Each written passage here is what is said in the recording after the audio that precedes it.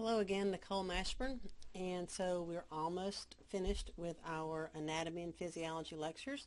We're down to the last section, which is about the special senses. And so today I'm going to introduce the special senses and then focus on taste and smell, and then we'll do some more videos on the eye and the ear. So let me get my mouse going. There we go. All right. So when we talk about the senses, most people have heard of the five senses, and we think of touch and taste and smell and hearing and vision. Well, technically that's almost right, but not quite. When we think about the senses, what we're talking about for this particular set of lectures are the special senses. And the special senses are senses that require a receptor that's specialized, that is more than just a simple mechanoreceptor. So when you think of touch, think back to our skin. We have the Meissners and the Pacinian corpuscles, and those are just simple mechanoreceptors where when you push them, pressure will cause them to fire an action potential and you get the sensation of touch. The special senses are taste and smell and hearing and equilibrium and vision. Excuse me. Sorry. And these particular senses have sense organs, and these are specialized nerve tissues that are surrounded by other tissues that will help to enhance that stimulus. So these are very specialized. So we're going to focus on taste and smell today. So these are the chemical senses. So when you think of taste and smell, these are things that require you to have some kind of a chemical bind to some kind of a chemoreceptor. Okay, so the fancy word for taste is gustation, and the fancy word for smell is olfaction. And this one you should recognize because we have the olfactory nerve, cranial nerve number 1, which is for smell. And so these chemoreceptors, these particular organs, your taste or your tongue and your nose, inside your nose where you have taste and smell, is you have chemoreceptors that respond to chemicals that are dissolved in an aqueous solution. So think about it. Your mouth is wet, your nose has mucus, and so taste receptors are excited by food chemicals, so they're dissolved in the saliva, and smell receptors are excited by airborne chemicals. You breathe something in and it binds to the receptors in your nose for smell. So let's focus on taste and then we'll do smell. So when you think about your tongue, it has taste buds, and taste buds are the receptor organs that are found on the tongue. And they're kind of found all over your tongue. You have them on the fungiform papilla. Fungiform means mushroom-like, little fungus. So these little dots, those are your fungiform papilla. You also have them on the sides of your tongue in the foliate papilla, here and here. And then this is your circumvallate papilla, and they're also located there. So those are your taste buds. And this is just a blown-up view of what a taste bud looks like. You can see you've kind of got a little pit here, and then here's your taste buds. And you have a little gustatory hair, and so your food is going to be dissolved in the saliva, and it's going to bind into this taste bud. And then that's going to cause a reaction that's going to cause this to fire, and then these little nerve endings will then pick up these taste fibers and take them via the cranial nerves back to the brain. I apologize. My throat's dry today. So when we think of taste, there are 5 taste sensations. Most people have heard of sweet and sour and salty and bitter. There's also one called umami, and some people will call that savory. And so these 5 different tastes respond to different things. So sweet are things like sugars and saccharin, alcohol, some amino acids. Your sour are things that have a low pH, so like lemons, or have a low acidic pH, so hydrogen ions. Salt are metal ions, so like sodium and potassium. Bitter is your alkaloids like caffeine, morphine, and nicotine. And umami are your amino acids. I don't like to call umami meat taste. So let me explain something about these taste sensations. You have these taste buds, and they respond to these different chemicals. So the sweet ones, they respond to a sugar. Okay, so when a sugar binds, that causes those to fire. Sour, if something has a low pH, it's high in hydrogen ions, that causes it to fire, and you get that flavor. The salts, when you think about your chemical your chemicals, your periodic table, sodium and potassium are considered metals, and so when they bind, that causes those salty sensations to occur. Um, because sodium and potassium both bind and they're both metals, that's why you need to be on a low salt diet. So sodium chloride is table salt, and sometimes that can cause some people to have high blood pressure. You can actually use KCl as a fake salt. It gives the same salty flavor without the bad effects of raising your high blood pressure because it binds those same receptors because it's a metal. Your bitters are things like caffeine and morphine. If you're not sure what bitter is, think of that middle part between the good stuff and a pecan. Kind of makes you do like that. That's bitter.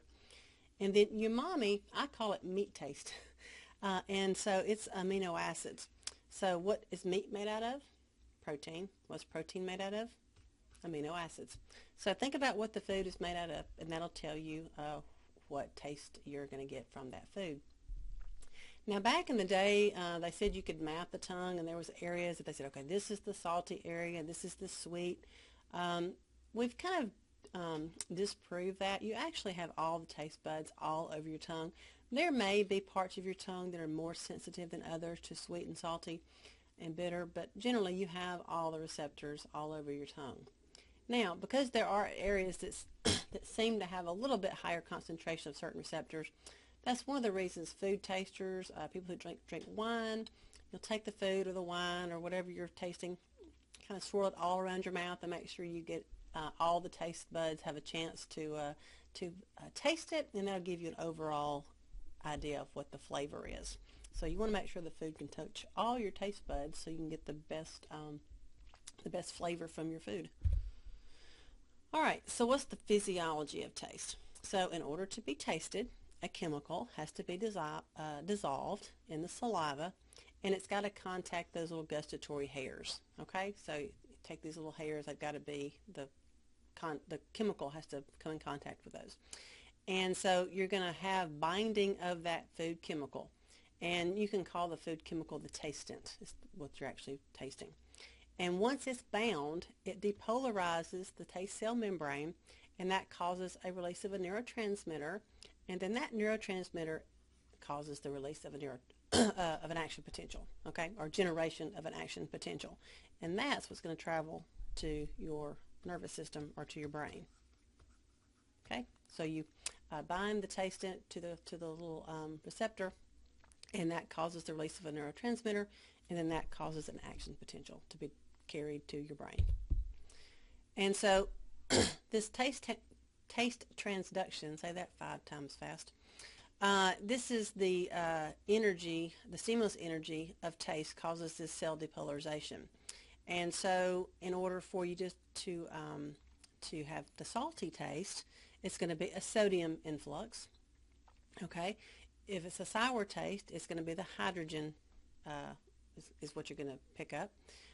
In sweet and bitter and umami, you need to bind a G protein, okay, and that's going to lead to a release of calcium, which is going to open up cation channels and then cause a depolarization. So it depends on what the taste it is. Again, if it's something that's salty, it's going to cause that sodium influx, and we know when sodium enters, that causes a depolarization. If it's something sour, it's going to cause the opening of other cation channels, which will then cause depolarization. And if it's sweet or bitter or umami, the G protein is bound using that second messenger system that we've talked about a little bit, and that again causes more cation channels and opens up the depolarization. I'm not real concerned about knowing what the pathway is. I really want you to know that sodium is, I want you to tie your sodiums to your salty, your hydrogen to your sour, and then your G protein to your sweet, bitter, and umami. Okay, so don't worry too much about which channel is opened up. All right, so once we've had the tastant bind to the gustatory hair and cause that opening of those cation channels and that depolarization, that's got to travel to the nervous system. And there are 3 nerves that are involved: your facial nerve, glossopharyngeal nerve, and vagus nerve. All of these are going to be carried to the medulla oblongata and then to the thalamus, okay? And if you remember, the thalamus is like the post office. It sorts, and that's going to send the signal to where it needs to go, which is the gustatory cortex, okay? And that is where we perceive the taste and we have the appreciation of taste. The gustatory cortex and the hypothalamus and the limbic system are all involved in taste, so that's why if you taste something sweet, it gives you a pleasant feeling or reminds you of your grandmother's homemade pie. So that's how we associate memories and pleasantness or unpleasantness with a taste. Taste is heavily dependent on smell. 80% of what we taste is the smell. And so, you know, if you have a cold and you're stopped up and you can't smell, then the food just doesn't taste good. So we highly need our smell sense in order to have a good ability to taste. Taste is also dependent on other factors like how hot it is, okay? Thermoreceptors, not heat hot, but not spicy hot, but heat hot. So ice cream is good cold, coffee is good hot.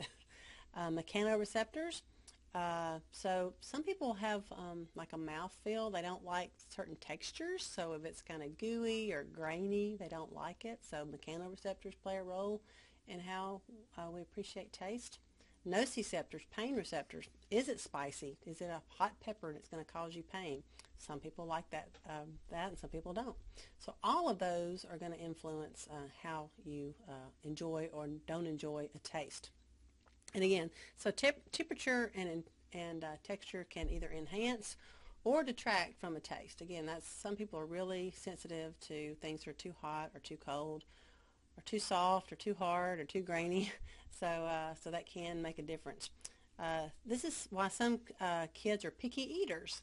They are sensitive to some of those different mouth feels, and so they may be a picky eater because it may taste. The taste may be okay, but the sensation, the mouth feels not good for them. Okay, the sense of smell. And so the organ of smell is called the olfactory epithelium. And so if you think back to anatomy, here we have our nasal cavity, the nasal concha here. We have the ethmoid bone, and falling from the ethmoid bone through that cerebriform plate, you have little nerve endings. This is the olfactory bulb, which connects to the olfactory nerve, which is your first cranial nerve. So in the, kind of the superior portion of the nasal epithelium, you have this olfactory epithelium, which contains those nerve endings. So as you breathe in air, you'll breathe it in, and those nasal conchae will help swirl the air, warm it, moisturize it, which allows the smell, the chemicals that allow you to smell, to be dissolved into that nasal mucosa and then bind to these receptors, okay? So these olfactory cells are going to produce mucus because you have to have some watery solution for those smell chemicals to be dissolved in. So what does this look like? Okay, here's the route of the air, and so this is just a schematic of what this looks like. Here's one of those glands that make the mucus. Here are your little cilia, so this is where the smell chemicals are going to bind, and then they're going to bind to these little cilia and cause these cells to be activated or depolarized. That's going to carry the signal up through the skull to that olfactory bulb, where they're going to join with a second cell called a mitral cell. Then these are going to all come together and form that olfactory nerve. As you're looking at this, again, so let's say here, and then here, and then let's go to here and here. Usually I use these for stops along the way for smell. So if you were to think about this as a test question, put the following in order of the way smell works. So it's got to bind the cilia, which is part of the receptor cell, which will then go to these little glomeruli where they'll synapse with the mitral cells. Okay, so I don't really make you go through every step of the pathway, just those 4 main parts. So the way smell works is you have dissolved odorants. They bind the receptors on those little olfactory cilia, and this starts another one of those second messenger systems. So you open up sodium and calcium channels, and that will cause a depolarization that will then trigger an action potential. Okay, then those receptor cells are going to synapse with another set of cells, those mitral cells in the olfactory bulbs, and then all those are going to come together and form the olfactory nerve, and that's going to go right on into the brain.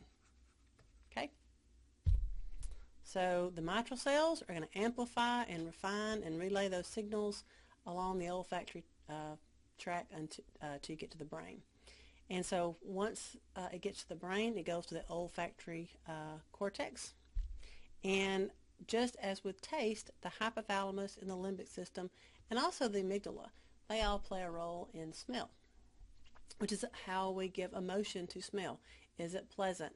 Is it toxic? Is it fear? Does it cause us to have fear? Is it a warning? Think about, you smell a skunk. That's a warning sign. So these parts of your brain allow you to put emotion with the smell. All right, that's all I've got. It's not real complex, just kind of the taste and smell light. If you have any questions, obviously get in touch with me or your instructor, and I will see you in the next video. Thank you.